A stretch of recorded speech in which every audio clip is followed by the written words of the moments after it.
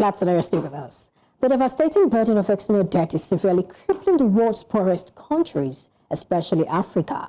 This is according to a group of former African leaders backed by 7 former heads of state who are now pushing for a new program of collective relief from private, bilateral and multilateral creditors. The initiative calls for a plan modeled after the Highly Indebted Poor Countries HIPC program of the 1990s. Similarly, the United Nations Development Program has echoed this call, highlighting that HIPC-style plan that reduced debt stock by 60% could save the world's 31 poorest countries nearly $80 billion.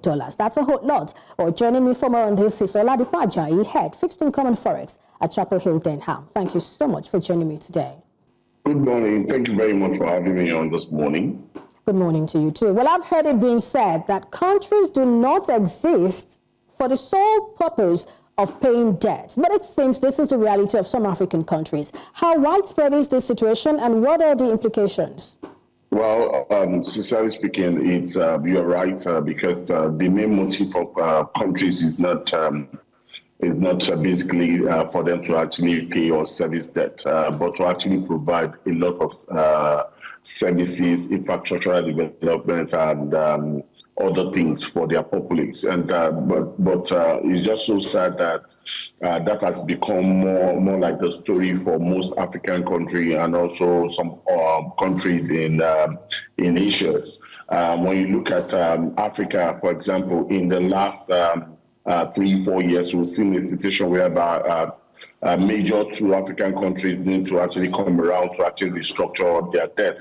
And it's becoming more like a real burden to most of African countries. And before now, I think pre-COVID, we tend to see we tend to see less of that happening. But post-COVID, because of a lot of countries had to actually take on huge debt to actually service most of their obligations within that period, and that actually led to more like a ballooned cost of servicing debt post-COVID. We're seeing the cost of servicing debt globally move to from around about $92 billion to about $198 billion. That's post-COVID, and this is more like a great concern to most of African leaders. And what they are currently looking to do is to actually ask for more of a debt forgiveness, so that most of these African countries, they can now start on a clean slate and be able to actually provide good educational system, good infrastructure, good healthcare system for their populace. But my concern with this is this, because I imagine myself being an investor that actually push money to most of these African countries, and hearing stories of the level of wastefulness that happens in most of these African country, hearing about the high level of corruption that is ongoing among these African countries. I imagine myself to actually want to actually toe the line of actually forgiving my debt, knowing fully well that these funds are not well utilized in the first place. So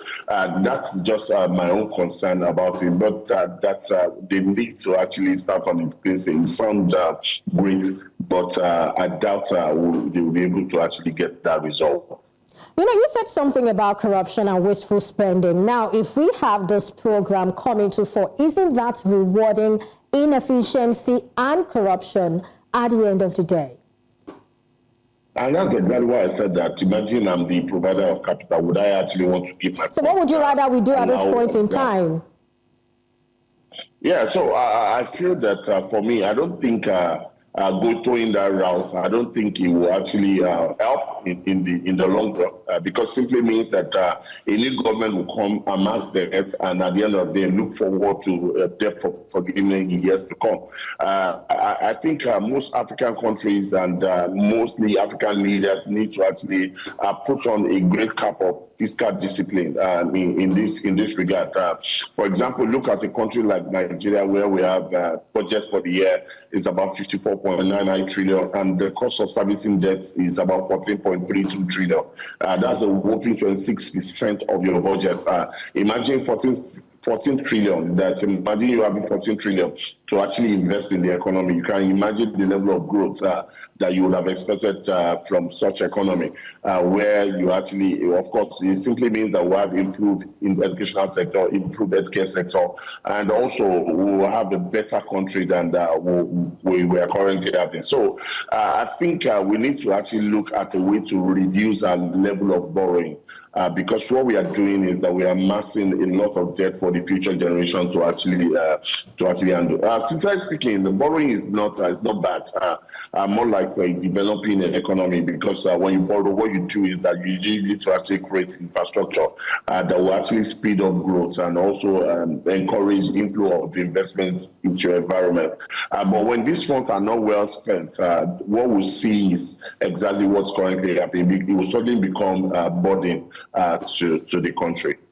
Right, we can't say all of these debts were, mismanaged, misused, and all ended up, serving some corrupt persons' desires. And so to solve this, we're seeing that from African leaders, for the purpose of some of the funds that were used rightly and for the purpose of those who didn't sort of mismanage theirs, we're seeing that leaders and also UNDP are calling for a new program which is modeled after the Highly Indebted Poor Countries program. Now, this is expected to allow debtors deal with their creditors collectively. Now, how do you see this panning out?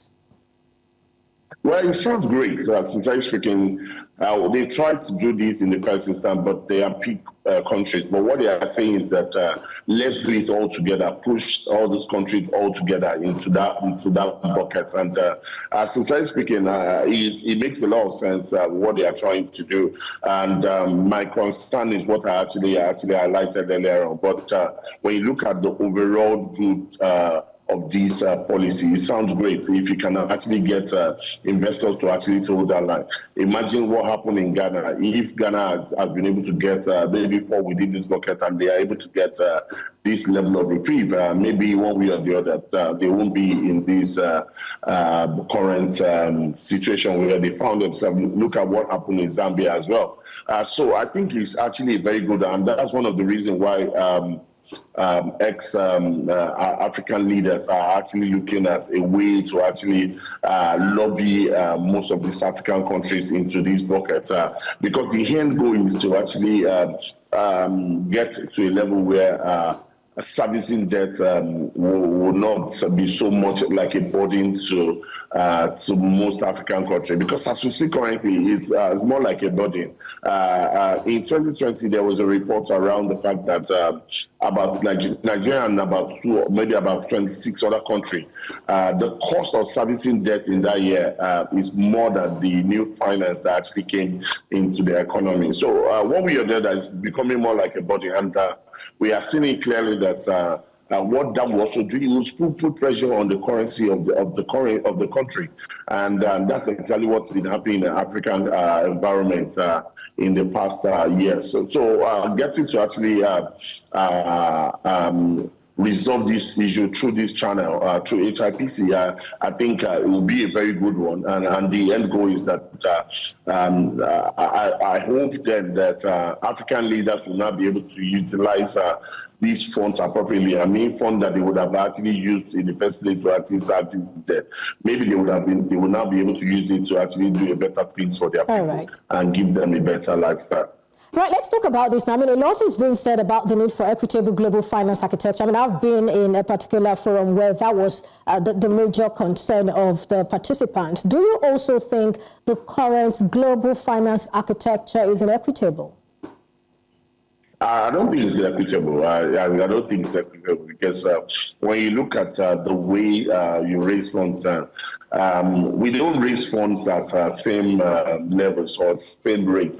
Imagine like an American country coming to the market to raise funds, and also a country like Nigeria. You have an idea of what it means because the differential in rates of raising funds is close to about 700 basis points. So it means that it's more costly for African country and some country in the Asian climate to actually raise funds in the market. And what they are trying to do, what they are trying to push in this regard is that let's give everyone the same ground. Let's give everyone same level ground to actually be able to actually access global fund at a reasonable level.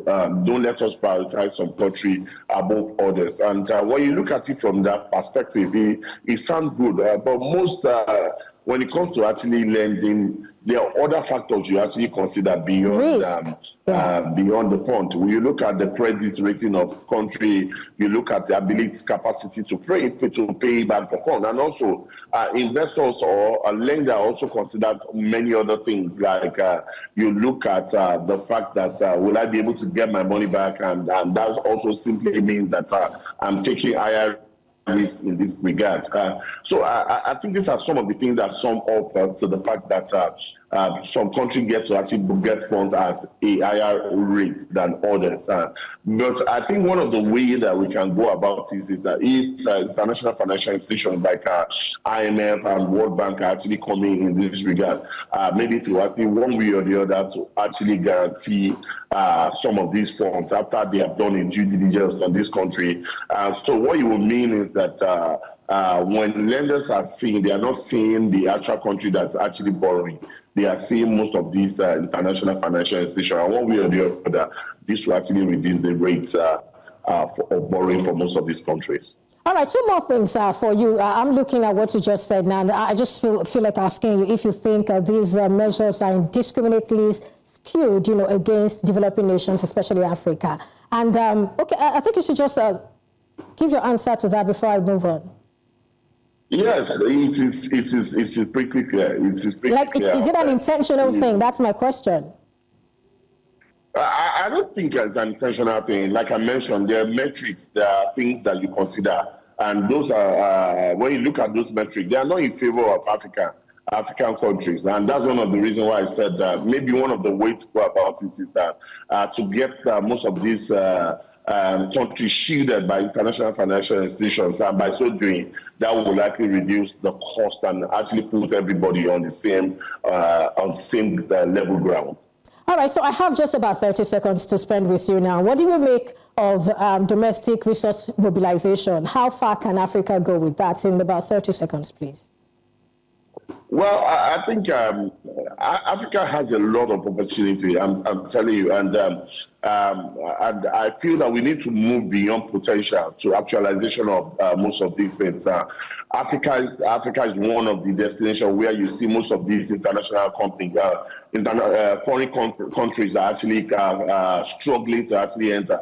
We've seen the footprints of China, Russia, France, England, and even America on the African terrain. And a lot of them are actually coming to actually take advantage of what is happening in Africa. But I think that Africa needs to come together and find a way to actually translate what we have in resources into more like what the global world will actually be destined to actually partake in. Now, there's a lot to unpack here, but I'll just let it be for today. Some other time we'll talk about it. Thank you so much, Oladipo Ajayi, Head Fixed Income and Forex, Chapel Hill Denham, for your time and your thoughts on the show today. You're welcome. Thank you very much for having me.